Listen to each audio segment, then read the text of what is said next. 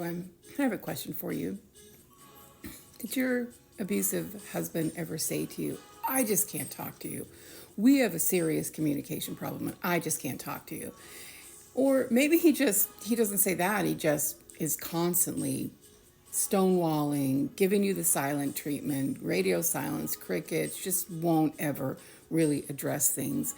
And maybe you kind of think, yeah, we don't communicate well. Well, that isn't a communication problem. That's a power problem. And that's evidence of him controlling situations of communication, opportunities to communicate, because he doesn't want to get caught in a dialogue where he has to confront the truth. So people who say there's a communication problem are using that as a gaslight or Darvo or blame shift technique.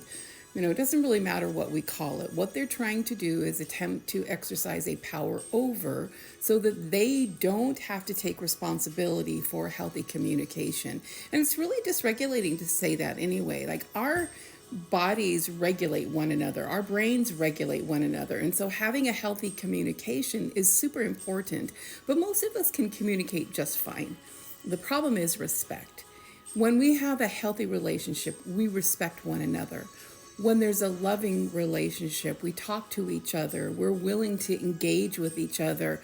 When we are not in that kind of a relationship, there'll be a power dynamic where the abusive individual, the perpetrator, is always trying to control what's said, what others know, and what you feel. And if he can dysregulate you with attacking language, like, I just can't talk to you, then he's got the advantage of that conversation and he can shut things down.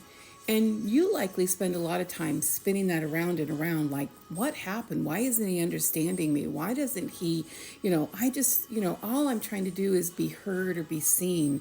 And he says he loves me, but he sure doesn't treat me like that. Listen to those warnings. When you're in that space in your mind and you're processing things that way, that's the place where you need to lean to go and back away from conversations where he's combative or he's ghosting you, giving you the silent treatment, or attacking your method of communication. Largely, these guys are projecting all the things that you're doing and they are attacking you for it. So better for your mental well-being to back away than to engage in those conversations. And if you need some strategies to work on this, come see us at Center for Peace. We run groups every week. We have a year-long program to help correct this abusive thinking for men that will be starting in September. Come see us, www.cenfp.org.